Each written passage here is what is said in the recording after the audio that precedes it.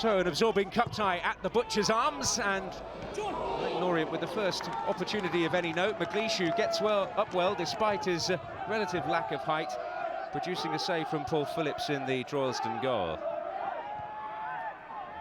Not really beyond the routine for the goalkeeper. Just turning it over the top. Droylsden created the first real clear-cut chance of the night, and probably ultimately still the best chance of the night. Great ball over the top by Luke Holden. Kilheeney bringing it down, doing everything right, but finding the net. A man in such excellent form as he is in the blue square north, you expected the net to bulge. Clearly onside, took it down, got it out of his feet, but couldn't find that all-important finish. You wonder whether they'd be left to rue that, but they weren't. A slight element of controversy over the award of the free kick here, because Ben Chorley certainly felt that was a dive from Luke Holden. Colin Webster, the referee, thought otherwise. But Dave Pace's team made the most of the set-piece opportunity. Great delivery here from Brownhill. Kilheeney up. For the benefit of fortune with the way it came back off the post and squeezed into the net. A fantastic moment for Droylsden, and the Butcher's Arms alive with noise. Now plenty to do here, Kilheeney, and he did it well. Brown despairing. Droylsden in front and in sight of a memorable victory.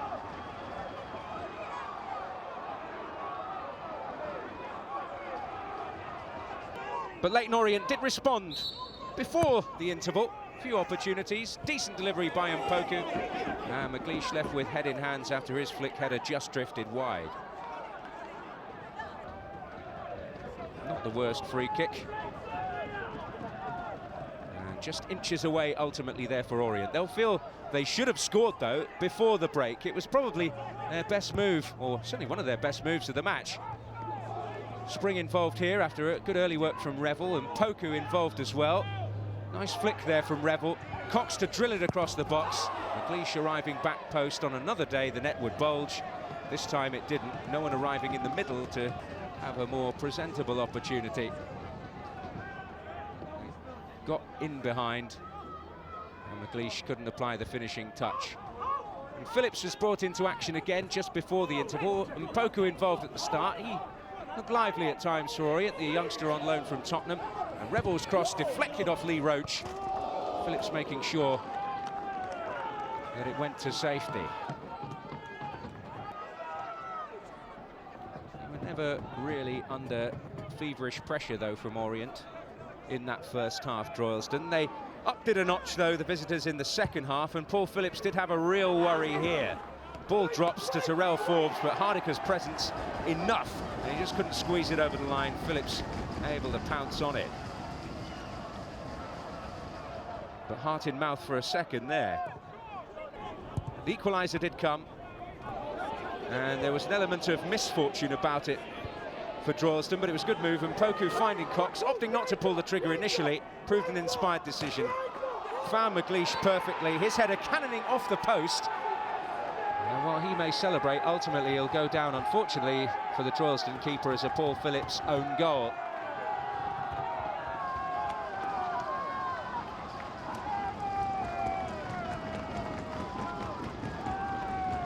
You'll see the damning evidence for the goalkeeper here. It was Mpoku who set it in motion.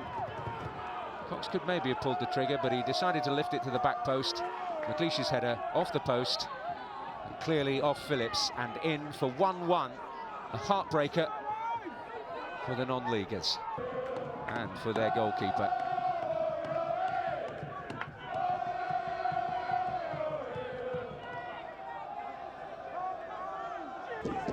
But Droylsden didn't lie down at that point. This was a great little bit of play by the substitute, Dan Gardner. And what a terrific delivery he produced. Unfortunately, no one gobbling it up.